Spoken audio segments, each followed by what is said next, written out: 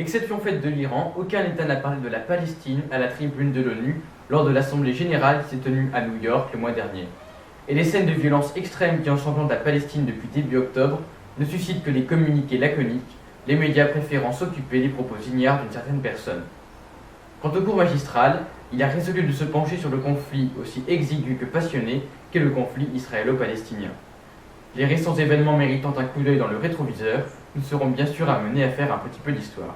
Pour commencer, il nous faut faire un travail de sémantique. Qui sont les Juifs et qui sont les Palestiniens?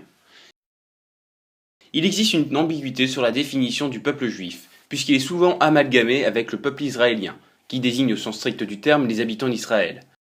D'autre part, s'agit-il d'une entité confessionnelle ou d'une entité culturelle? Traditionnellement, le peuple juif se réfère à la Torah qui définit ses croyances, son histoire et son identité nationale. Suite aux aléas de son histoire, le peuple juif s'est dispersé à travers le monde.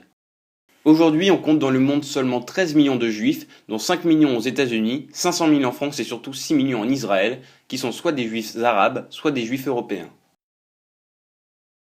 La même question se pose pour les Palestiniens.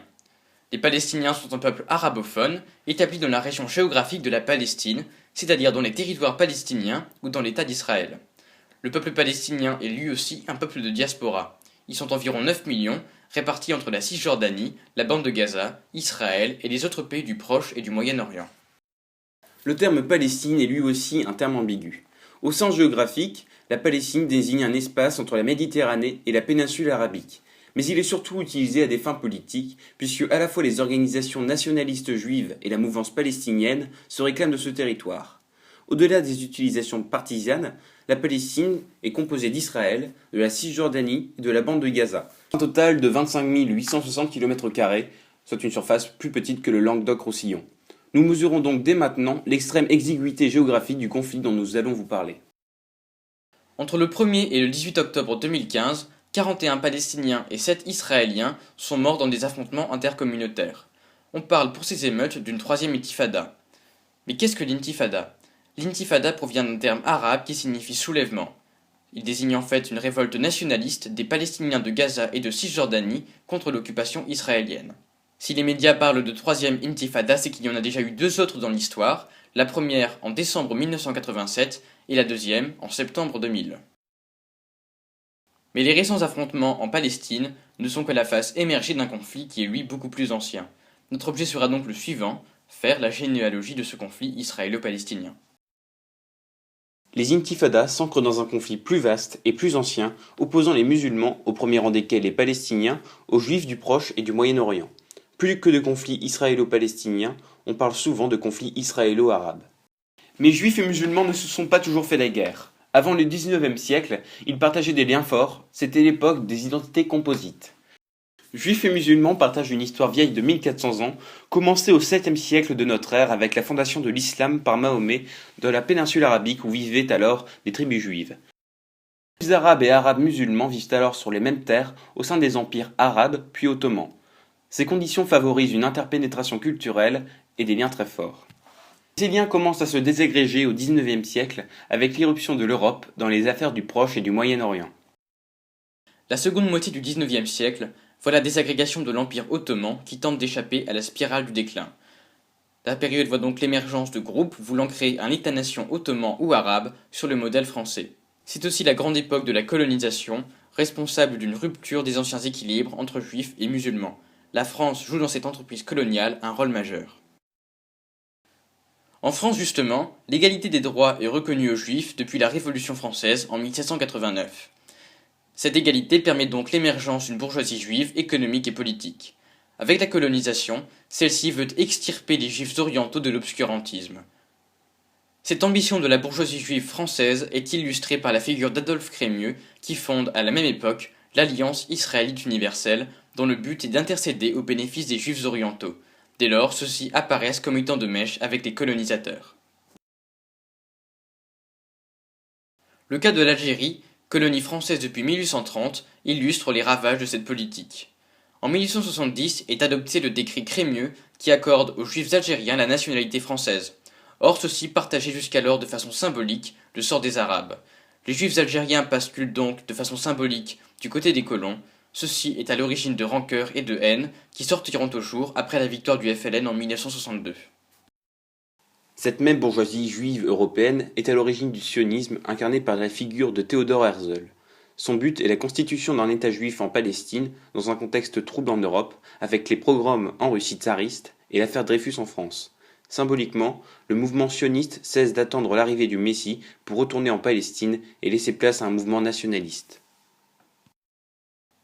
Entre la fin du XIXe siècle et le début du XXe siècle apparaît également le panarabisme sur les ruines de l'Empire ottoman.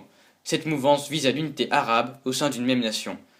Le panarabisme concerne d'abord les arabophones, c'est-à-dire à la fois les arabes musulmans et les juifs arabes. Mais finalement, le panarabisme s'adresse aux seuls musulmans, mettant ainsi fin aux identités composites. C'est ainsi qu'apparaît l'idée d'une incompatibilité entre le sionisme et le panarabisme. Très vite, la rivalité entre sionisme et panarabisme se cristallise autour de la question de la Terre sainte. En effet, les sionistes veulent s'établir en Palestine, où vivent des Arabes. Suite à la Première Guerre mondiale, la Palestine devient un protectorat britannique. Avec la proclamation Balfour, la Grande-Bretagne s'engage en 1917 à créer un foyer national juif en Palestine. Cette proclamation Balfour entraîne une vague d'immigration des Juifs d'Europe vers la Palestine, créant ainsi des émeutes entre migrants juifs et palestiniens. Ainsi, en août 1929, des Juifs sont massacrés sur l'esplanade des mosquées. Mais cette affaire, qui était alors strictement locale, devient un problème pour l'ensemble du monde musulman, sous l'influence du moufti de Jérusalem, Al-Jami Husseini. Ainsi, à la veille de la Seconde Guerre mondiale, la Palestine est l'objet de tensions déjà palpables. Après la colonisation, c'est un autre événement survenu en Europe qui va mettre le feu aux poudres, la Seconde Guerre mondiale et plus particulièrement la Shoah. La Shoah provoque un atterrement de l'opinion publique. Désormais, chaque juif partout dans le monde se voit comme un survivant. Les survivants de la Shoah, des Askénazes, c'est-à-dire des juifs pas orientaux, émigrent vers la Palestine. Quant au panarabisme, il est décrédibilisé par ses liens avec le nazisme. Al-Jami Husseini, qui a rencontré Adolf Hitler, était informé de la solution finale. La cause sioniste, quant à elle, bénéficie d'un soutien de taille, celui des États-Unis d'Amérique. En 1948, l'ONU, sous la pression des États-Unis, propose un plan de partage de la Palestine entre juifs et musulmans. Ce plan est accepté par les juifs, mais pas par les musulmans. Le 15 mai 1948 voit la proclamation de l'État d'Israël par David Ben Gourion. Le lendemain, Israël est attaqué par une coalition de 5 pays arabes, la Syrie, la Jordanie, l'Égypte, l'Irak et le Liban, auxquels s'ajoutent les combattants palestiniens. Cette offensive, malgré une supériorité numérique écrasante, se traduit par un échec total des armées arabes. Les Juifs réalisent des gains territoriaux sur les zones accordées par l'ONU aux Palestiniens. Ces gains territoriaux sont à l'origine de la Nakba, soit l'exode des Palestiniens à travers le Proche et le Moyen-Orient. Un exode qui concerne 700 000 personnes en un an. La Nakba, qui tout comme le terme Shoah en hébreu signifie catastrophe en arabe, est à l'origine du problème palestinien, un problème qui fédère les pays arabes. Ainsi, le conflit israélo-palestinien devient régional, voire mondial, au tournant du XXe siècle. Le problème palestinien est dorénavant géré par les pays arabes avec des conséquences catastrophiques sur la Palestine. Ainsi, les Juifs sont persécutés au Proche et au Moyen-Orient, ils sont expulsés d'Égypte en 1957, persécutés par le FLN algérien, sont la cible d'une campagne de terreur orchestrée par Saddam Hussein à partir de 1979. En 1967, Israël attaque l'Égypte et la Syrie qui sont défaites en 6 jours. Ainsi, Israël s'agrandit considérablement, avec le Sinaï, la Cisjordanie, la bande de Gaza et le plateau du Golan. C'est le début de l'occupation et de la colonisation, malgré la condamnation d'Israël par l'ONU. En 1973 éclate la guerre du Kippour, qui oppose la Syrie et l'Égypte soutenues par l'URSS et Israël, soutenu par les États-Unis d'Amérique. C'est une victoire en demi-teinte pour Israël suite à l'intervention des deux grands. Ainsi, le problème palestinien devient un problème mondial. Parallèlement aux guerres opposant Israël aux États arabes, la Palestine est secouée par le terrorisme palestinien, par les annexions et les répressions organisées par Israël. Les deux belligérants organisent ainsi une terreur mutuelle. C'est ainsi la grande époque du terrorisme palestinien à travers le monde qui fait bande avec les mouvements gauchistes. Cette mouvance culmine par exemple en 1972 avec la prise d'otages aux Jeux Olympiques de Munich ou encore avec de fréquents détournements d'avions. Le conflit israélo-palestinien connaît que de très rares périodes d'apaisement. Ainsi, en 1977, après la guerre du Kippour, le président égyptien Anwar el-Sadat prononce un discours de paix à la Knesset et reconnaît Israël dans ce qu'on appelle les accords de Camp David. l'Égypte est immédiatement exclue de la Ligue arabe et Sadat est assassiné en 1981 par les frères musulmans. En 1993, des négociations commencent entre l'OLP, l'Organisation de libération de la Palestine dirigée par Yasser Arafat, et Israël sous la tutelle d'Yitzhak Rabin. Ces négociations aboutissent avec la signature des accords d'Oslo, soit la reconnaissance d'une autorité palestinienne. Mais ce début de processus de paix est interrompu avec l'assassinat d'Yitzhak Rabin par un extrémiste israélien. Des deux côtés, la paix répugne. La guerre du Kippour dont nous vous avons parlé est la dernière bataille rangée entre les États arabes et Israël. Entre 1970 et aujourd'hui, le mouvement de libération nationale palestinien s'est affaibli avec le déclin des mouvements gauchistes et la fin de la guerre froide. Ce conflit, qui était devenu essentiellement israélo-arabe, s'est resserré autour d'un conflit israélo-palestinien. Il n'a pourtant pas permis de débloquer la situation, puisque le processus de paix est bloqué, après une timide embellie en 1993. La période voit ainsi le passage d'un conflit militaire à un conflit informel. Israël doit maintenant faire face à des mouvements de guérilla palestinienne comme la guérilla du Hamas et à des émeutes symbolisées par les deux intifadas de 1987 et 2000. Lors des deux intifadas, la population arabe proteste contre l'occupation des territoires qui auraient dû être sous mandat palestinien, contre l'érection de murs, contre les humiliations et les frustrations. Certains analystes voient dans ces intifadas l'équivalent du Civil Rights Movement en Palestine. On parle beaucoup des intifadas comme des révoltes des pierres, soulignant la disproportion entre les cocktails Molotov des Palestiniens et les moyens militaires mis en œuvre par Israël.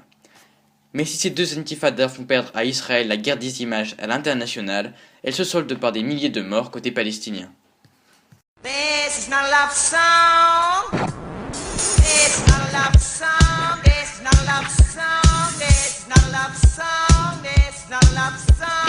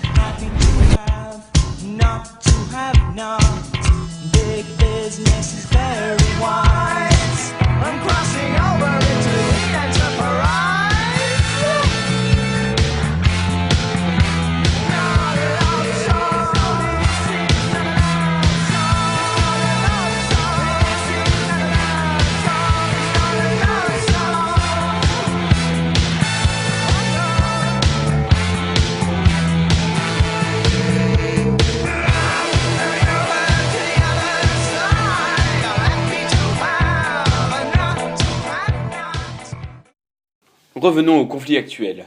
Comment doit-il être interprété ? Il est d'abord le résultat d'un contexte, un contexte d'indifférence et de radicalisation. L'indifférence d'abord. C'est manifeste, la plupart des gouvernements semblent avoir renoncé à faire avancer la situation, malgré la reconnaissance de la Palestine par plus de 150 pays.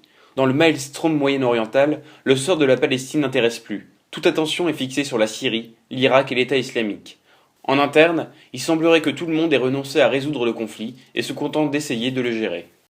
Seuls les États-Unis d'Obama font pression sur Netanyahou, le premier ministre israélien, mais sans grand résultat. Israël continue de percevoir 4 milliards de dollars d'aide des États-Unis et des armes.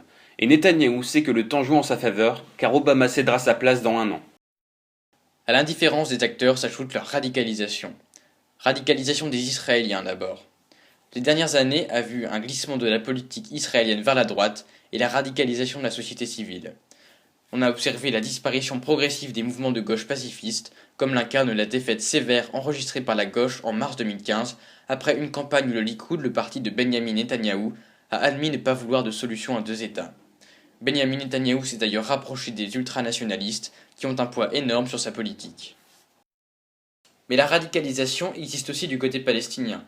L'autorité palestinienne de Mahmoud Abbas est discréditée par l'échec de 22 ans de négociations, et est mise à mal par la concurrence du Hamas, parti religieux et radical.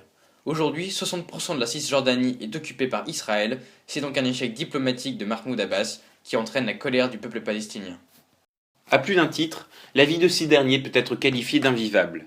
En effet, les Palestiniens sont pris en étau entre la violence d'Israël, qui a promulgué des lois menaçant de prison ferme toute personne jetant des pierres, et qui commet régulièrement des bombardements aériens. Elle subit aussi la violence des colons et de la colonisation. La population palestinienne est aussi visée par l'érection de murs et de barrières, comme le mur séparant la Jérusalem arabe et la Jérusalem juive, précarisant la vie des 300 000 Palestiniens de la Jérusalem Est. La Palestine est également une terre de pauvreté, dont l'IDH est de 0,670 quand il est de 0,9 à Israël. Et finalement, l'offre politique est de plus en plus radicale, ce qui s'illustre par le Hamas. La population israélienne semble quant à elle partagée entre la terreur et le racisme. Ainsi, les récentes attaques au couteau alimentent un climat de terreur causé par les attaques des Palestiniens. Mais le nombre de morts étant relativement faible, on peut dire que l'impact est surtout psychologique. Il existe un puissant nationalisme qui prend parfois la forme d'une orthodoxie au sein de la société israélienne. Il est symbolisé par le million de juifs ashkénazes provenant de l'ancienne URSS et qui se situe très à droite sur l'échiquier politique. On observe en Israël une essentialisation de l'arabe comme violent par essence après plus d'un demi-siècle de guerre.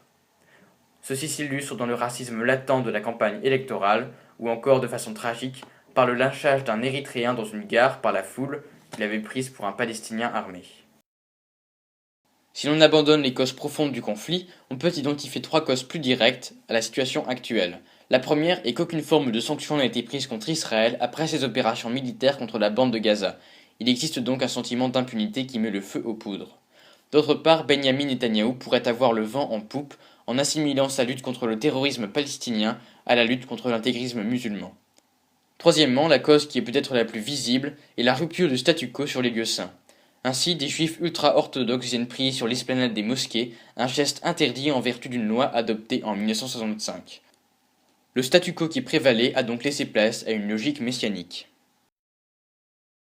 Du point de vue des acteurs, il est intéressant d'observer que du côté palestinien, les relais politiques sont faibles car toute la politique palestinienne est discréditée par l'échec des négociations.